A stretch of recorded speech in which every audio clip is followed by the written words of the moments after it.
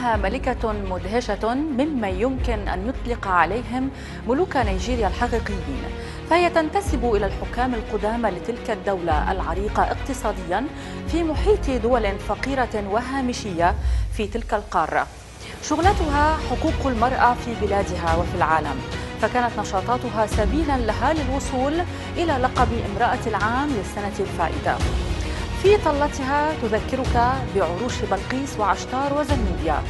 أكثر ما يؤرقها هو ذلك التواصل البطيء بين دولتها والعالم خصوصا العربي، لذلك نجدها تنادي دوما بمد الجسور مع جميع دول المشرق مبتدئة بدول الخليج. الحديث معها لا يمل، لأنها إنسانة تسعى لأن يكون بلدها بعيدا بمراحل كثيرة عن الهامش في ميزان الدول. إنها نموذج لملكة إفريقية رائعة المنطق وساحرة البيان، والحديث معها هو تلك المتعة التي نتمنى ألا تنتهي. أهلا بكم في هذه الحلقة من للرواد فقط عبر قناة حواس. أهلا بكم مشاهدينا في هذه الحلقة من الرواد فقط مع هير ماجستي الملكة كوين زينب اوتيتي اوبانور from نيجيريا.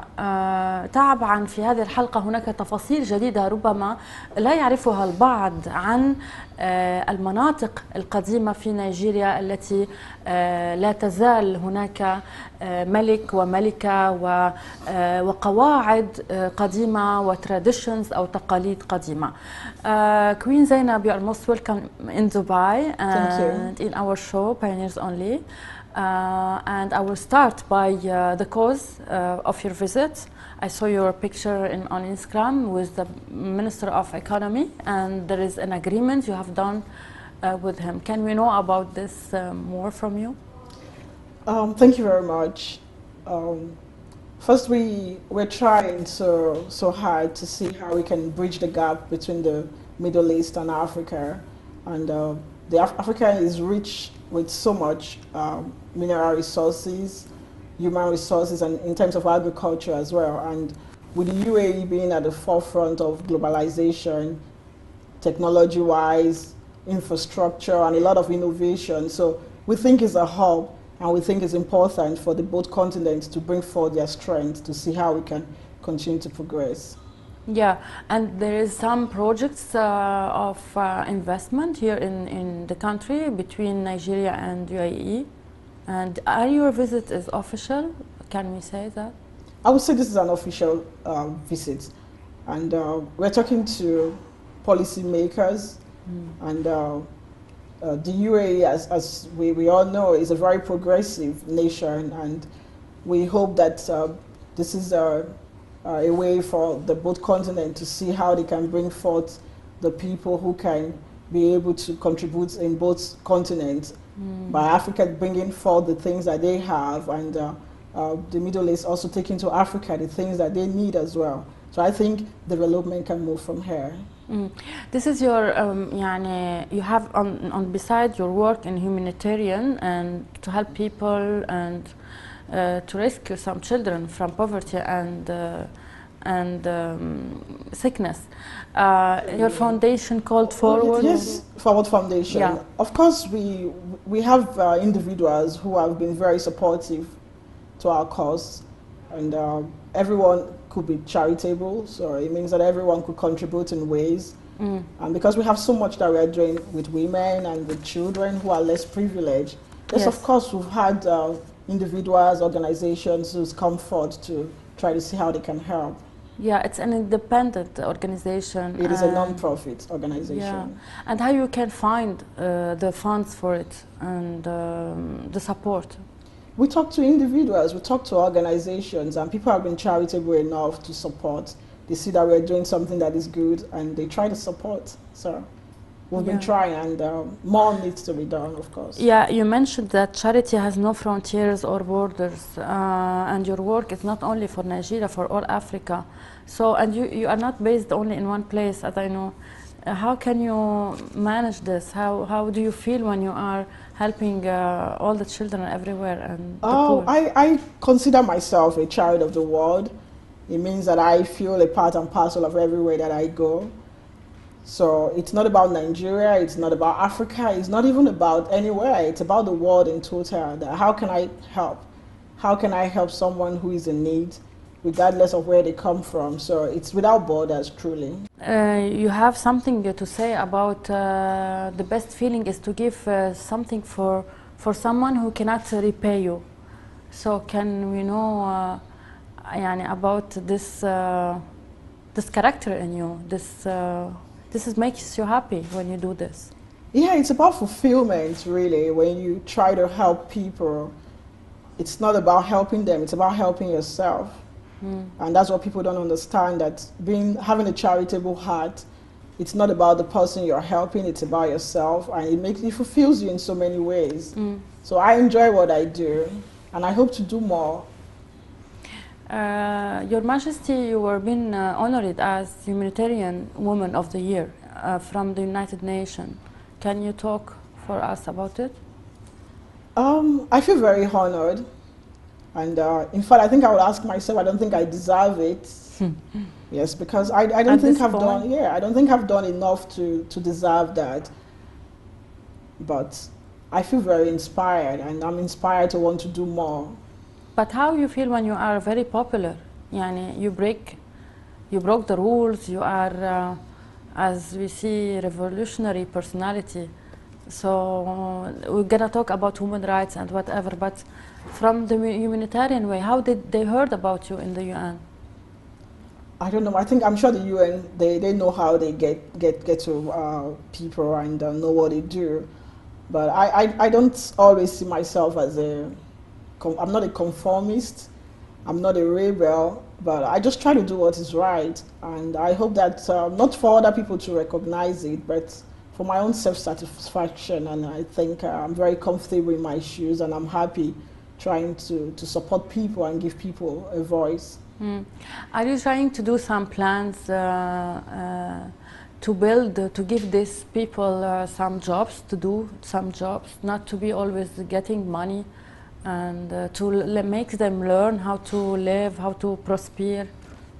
Yes, currently we are doing a lot of humanitarian vocational training for the women and for the youngest, of course. We're training them in a lot of things, skills. They acquire a lot of skills, and we empower them right after. But more importantly, we try to orientate them, because without understanding things, people really can't move forward in life. So even when you try to empower them, if you don't sensitize them, they might not be able to do anything with their lives. So we're trying as much as we can to empower them. So it's not about giving them fish, but we're trying to teach them to fish. Yeah, this is what the point. Yeah. You have many friends from the royal family here in UAE. Sheikhat, I will tell you in Arabic, I will say to you. So what is the experience that you share with them about your country and your mission? Yeah, I've always been part and parcel of the Middle East, and I tell people I've been visiting the Middle East since I was 2. So 2 years old? Yeah, so it means that I've pretty much gone around all the Middle Eastern countries, most of them, and I'm friends with a whole lot of them.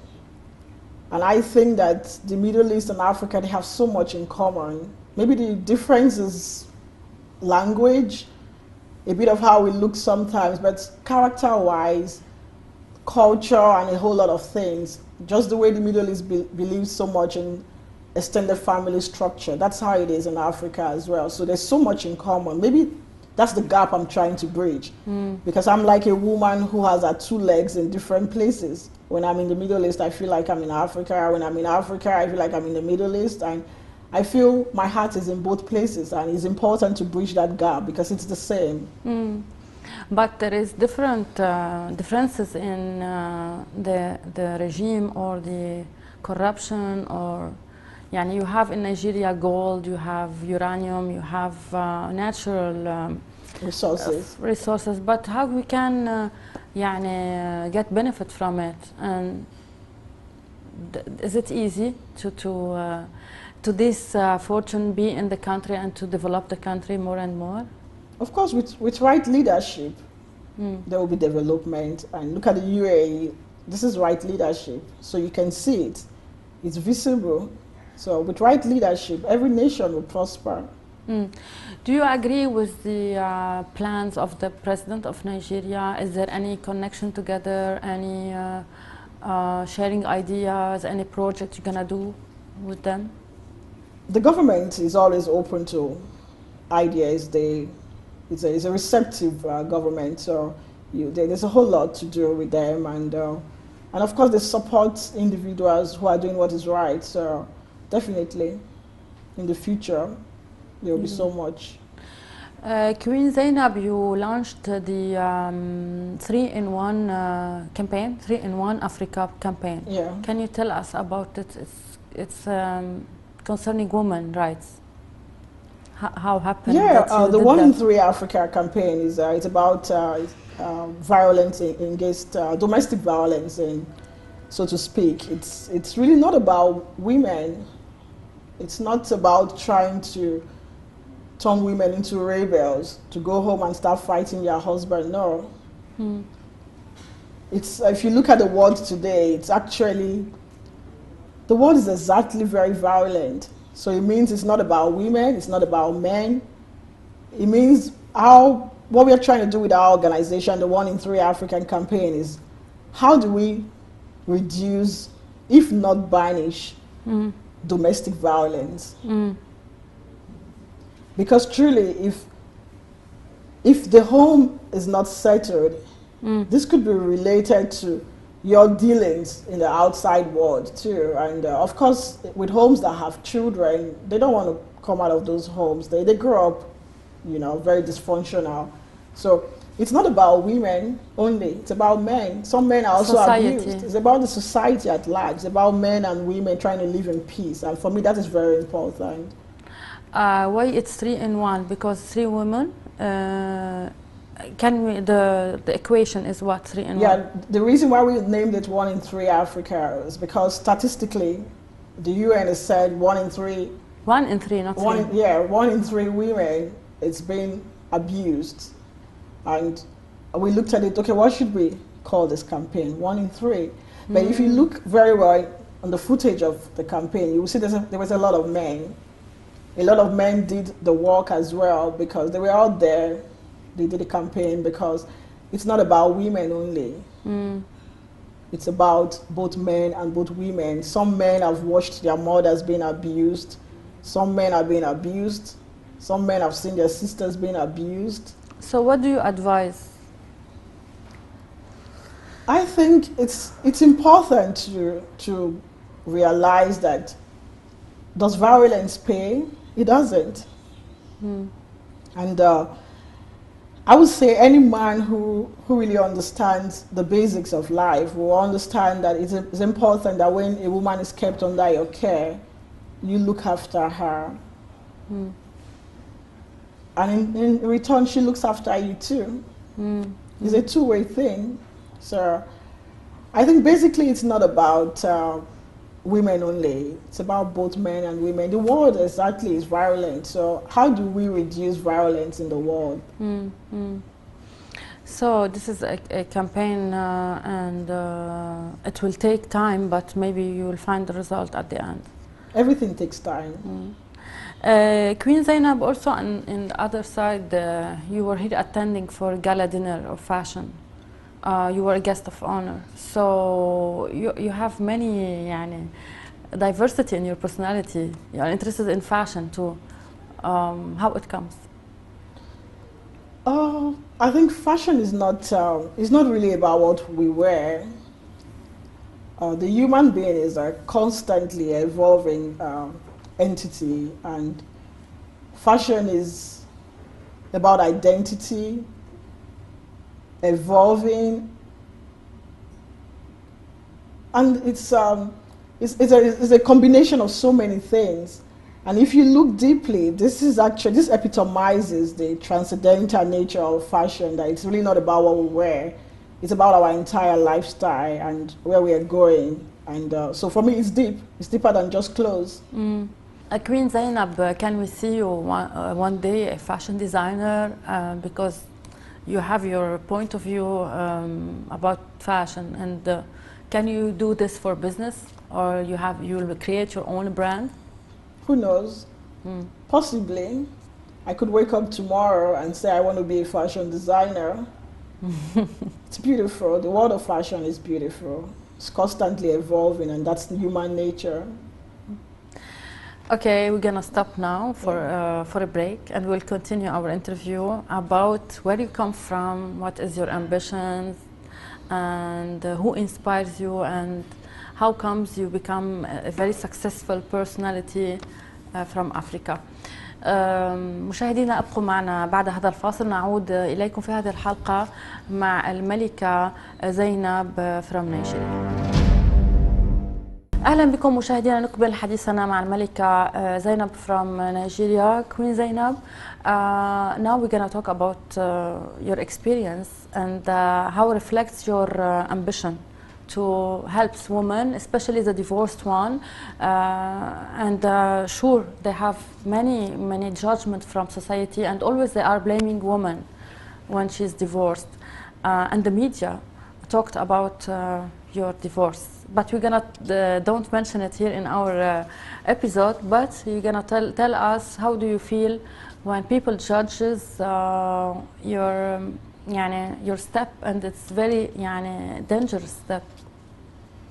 The society is always very judgmental, so that's for sure. That people will always have opinions about every step that you take, either right or wrong. People will always have opinions, but I think generally no one likes divorce. It's not a good thing, but there are fundamental reasons why people can't stay together, but it doesn't make them bad. But we just move on, and we try to be honorable as much as we can. But if we talk about women dealing with divorce, it's not exactly very easy. It's not easy for the woman, it's not easy for the man. You think men don't like a strong woman to be on his side? To share with him life and...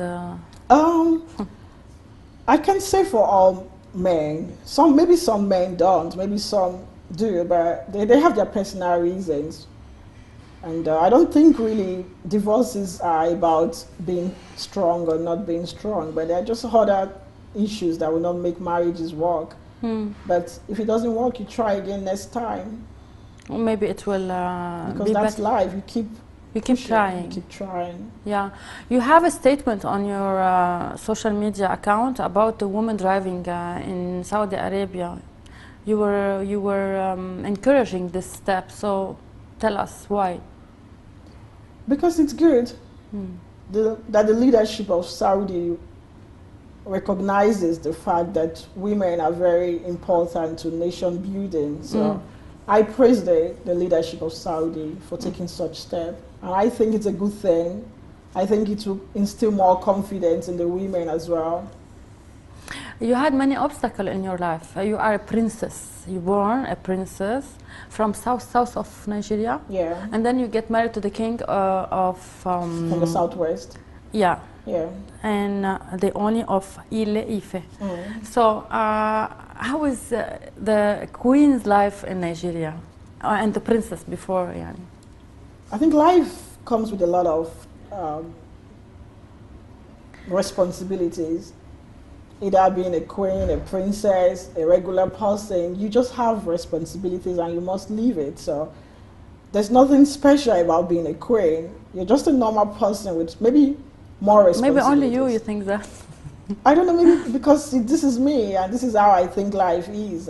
But when you were born with a title, don't let you think that life is easy, you can do whatever you want, you will become spoiled somehow. No, life is not easy. For a queen or a queen's... It's not easy for anyone. Yeah. Life is not easy for anyone. It's not a bed of roses. What was your dream when you were little? What you wanted to be as you are now? Maybe I really wanted to touch the world. I always dreamt of what can I do for the world? Why am I here? Because I think that between getting born and dying, there's something we are all meant to be doing. It means that I came to this world for a reason. And maybe in the course of my life, I kept on looking for that reason why I'm here. how do I help people? How do I go to sleep at night feeling very happy because someone else is happy because I helped them? For me, that is very important, and I think that's why I came here on earth, to help. Yeah. Queen Zainab, how comes that you are famous? يعني there is queens in Africa, but you are more famous than everyone. Is it in you, in yourself, your character, your good relationship with, you are active? What is the reason? I don't know, that's a very funny question, but I don't know why. I'm not a musician and I'm not an actress, but so you can say I'm on the television every now and again, but I feel maybe people remember you for the things you do. So, and maybe I'm remembered for the things that I do. And I don't know about being famous. I always don't try to remember myself as that. So that's why I try to live a very normal life. It helps me. I enjoy it. But يعني there is many women who are inspired from you, from your character, your way to talk, your way to defend rights and human rights in general. Who inspires you? And from where you get this energy? Yeah, I think I get a lot of, I got a lot of inspiration from my mom. She was very humble, God rest her soul. She died a couple of years ago. And she was very humble. And I learned a lot, family values, how to treat people, and knowing fully that nothing in this life is free. It's what you put into the world, that's what you get. So, and I learned a whole lot of this, and this is my policies, and these are the things that have shaped me as a person. So I would say my mom was, she's my role model, even though she's late. I still remember a lot of her values. Many people make the comparison between you and Diana, Lady Diana. They said that you are Diana of Africa. Do you agree with that? I think those are people's opinions about maybe because of things that has happened in my life, and they sort of compare notes. And but I mean, I admire Princess Diana so much, but I can't say I'm Princess Diana of Africa. But I think this is my life part. I believe in destiny, nasib. Nasib, yes. And I feel that that's what we are all living. We are all living our destiny, and I think this is my destiny, and that was Diana's destiny. Can you tell us about the obstacles that you faced in your way of success? Life is full of obstacles. It's not exactly very straight. It's not a straight life, but nothing is perfect. But you can always learn from the things that happened to you. And I think personally what I do is that I draw strength from my failures. I draw strength from my pain. You have to ask yourself, how do I leverage this situation? So everything that's happened to me in my life, what I try to do, I use them as ladder to climb to the next level. And I feel this has helped me to see them as gifts, not obstacles. So I don't really believe in obstacles. You are optimist. Yeah, I'm an optimist, and I don't consider obstacles. I consider them as a gift, because later on you will realize that, again, I say nasib. Everything is destiny, because it means that that issue happened to you for a reason. Everything is for a reason. Do you think you have a mission in life to do? This is my mission, that I inspire people. So if I meet people, I leave them with something. It could be something I said. It could be what I gave to them. But I just have to leave them with something. They will remember me for something. And I hope that it's not something that is bad. Yeah, there is many things give sadness in Africa. The poverty, and you do some charity in giving food, clothes, basic necessities for privileged women, children, and old-aged people. Do you think that once we will wake up and find all of this problem, of this sadness get away, new age? Poverty is an epidemic. Some nations are facing it worse than some others, and I think that every now and again, organizations will go back to their mission and vision. And if I could say this, that if only that the world leaders could all come together and go back to the mission, vision of our forebears, our ancestors, and say, how do we clean out poverty permanently? It will be difficult, but I believe so much in wealth redistribution. It means there's something called taxation. Taxes are paid just so that the regular citizens could have basic necessities. So until this aspect of leadership is being practiced by the world leaders, I think that the nations that are suffering from poverty, this could help in so many ways. This is the only way, wealth redistribution, this is the only way that poverty could be banished permanently. Do you see yourself in politics as a leader, as a minister, as someone who is in power and make decisions? I don't know about politics because I don't know about, the truth is I don't know about tomorrow. You have a target to get, no? My target is to do what is right. So maybe people ask you to be people ask to me, run yes, for election. People have asked me that, but the truth is I don't know what God designed for me.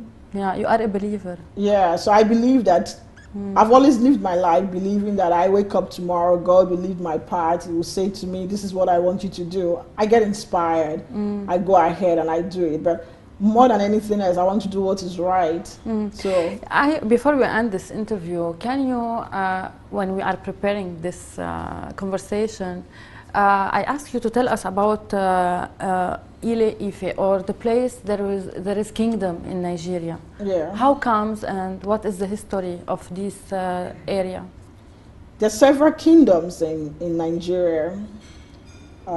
Nigeria has it's a population of over 200 million. And it means that there's several kingdoms from the south, southwest, the north, and the east. And on these kingdoms, they all have kings. They all have royalties and royal families. Royal families, and I come from and one. they get married together. Yes, I come from one, and I went and married from one, and so it's a large country with so many kingdoms and kings and all of that. And they are rich kingdoms. Of course, Africa is rich in human resources, mineral resources, and agriculture. You know, there's so many things in Africa, and that's why this bridge for me is very important. That what can we take out of the Middle East to Africa, and what can Africa bring to the Middle East? This is your main purpose. Yeah, now. This is my main purpose. And how did you feel the reaction here in UAE of your ideas and your proposals? They love it, because the truth is... You're gonna act now in a few days or a few months to do some huge project? We're going to be doing things. The most important thing is the Arabs and Africans, they've always done things together. But maybe this particular mission to bridge the gap between the Middle East and Africa goes beyond just a social aspect. It's about culture, it's about economic contributions and all of that. And I think that no kingdom and no nation can truly develop in isolation. So it means by joining forces, there's so much that we can benefit. There's so much strength in the Middle East, there's so much strength in Africa, and I feel that these two continents can do so much for themselves to continue to foster development. We wish you all the luck, and I will have a question about Beirut, your visit to Beirut. You're going to participate as a guest of honor also. Can we have an idea about your visit to Lebanon? I would say it's official. I've always visited Lebanon, so I always tell people that my heart is in the Middle East and the Middle East is in my heart. So, and I feel very much at home. And on this trip, I intend to have a very good trip as well, and I intend to continue just about this bridge.